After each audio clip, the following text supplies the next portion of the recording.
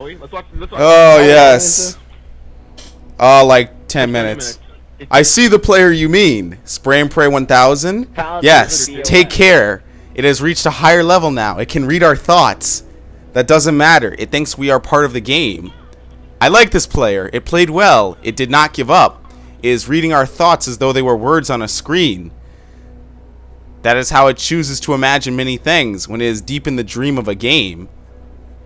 Words make a wonderful interface, very flexible, and less terrifying than staring at the reality behind the screen. They used to hear voices before players could read. Back in the days when those who did not play were called... What the fuck? I can't read right now. Who did not play called the players witches and warlocks, and players dreamed they flew through the air on sticks powered by demons.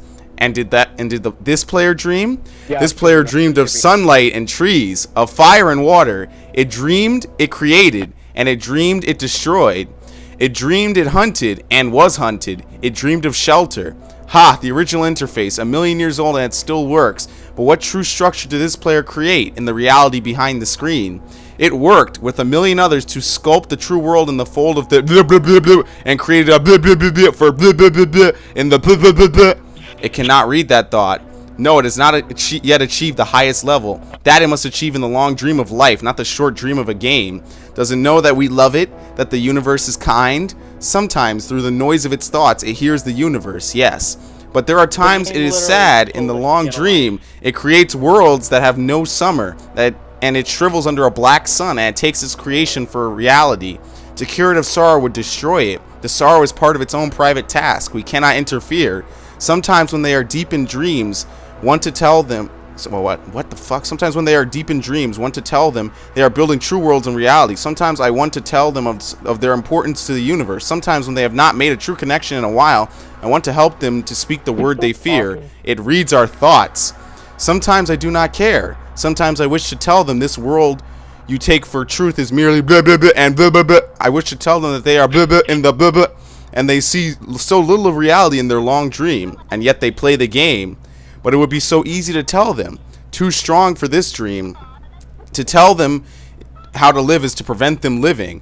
I will not tell the player how to live. The player is growing restless. I will tell the player a story, but not the truth. No, a story that contains the truth safely in a cage of words, not the naked truth that can burn over any distance. Give it a body again. Yes, player. Use its name. Spray and Pray 1000. Player of games. Good. Take a breath.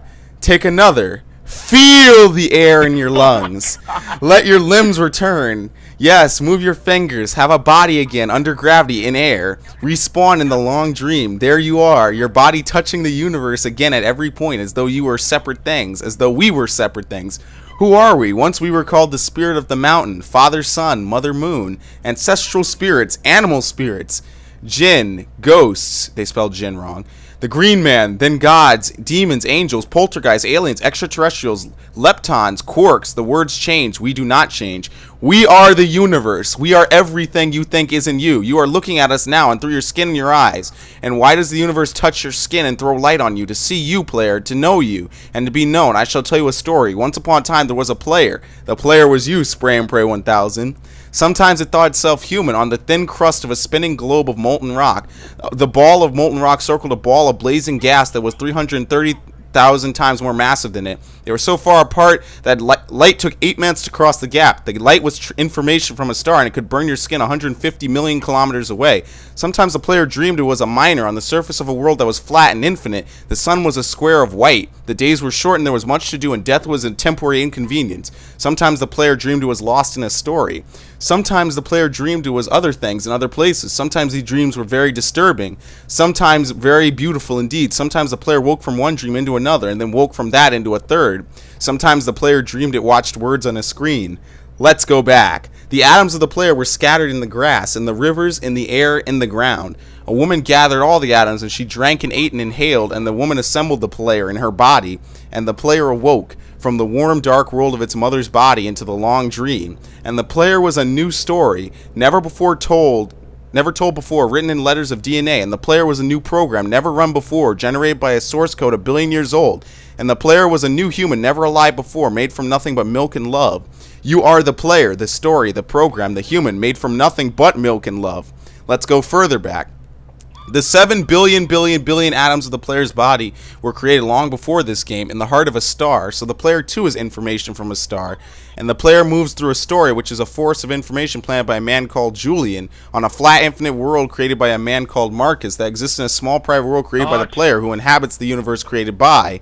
Shush. Sometimes the player created a small private world that was soft and warm and simple. Sometimes and cold and complicated. Sometimes a model of the universe in its head. Sometimes it called these flecks electrons and protons. Sometimes it called them planets and stars. Sometimes it believed it was a universe that was made of energy that was of offs and ons, ones and zeros, lines of code. Sometimes it believed it was playing a game. Sometimes it believed it was reading words on a screen. You are the player reading words. Shush. Sometimes the player read lines of code on a screen, decoded them into words, decoded words into meaning, decoded meaning into feelings, emotions, theories, ideas, and the player started to breathe faster and deeper and realized that it was alive. It was alive. Those thousands of deaths had not been real. The player was alive. You are alive. And sometimes the player believed the universe had spoken to it through the sunlight that came through the shuffling of leaves of the summer trees. And sometimes the player believed the universe had spoken to it through the light that fell from the crisp night sky of winter, where a fleck of light in the corner of the player's eye might be a star a million times as massive as the sun, boiling its planets into plasma in order to be visible for a moment to the player, walking home at the far side of the universe, suddenly smelling food, almost at the familiar door, about to dream again.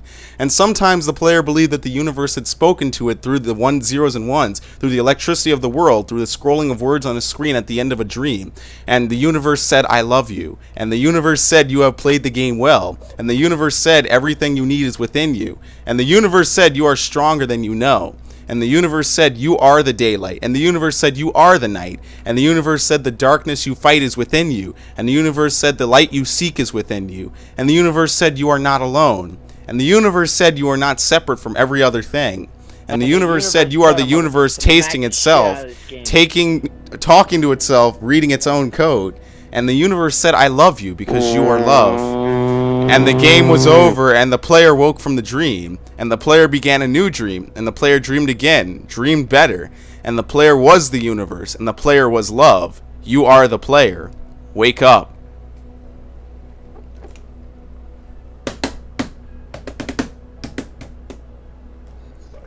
Oh. That is some deep ass shit, man. Alright, so I think we're supposed to go back to spawn.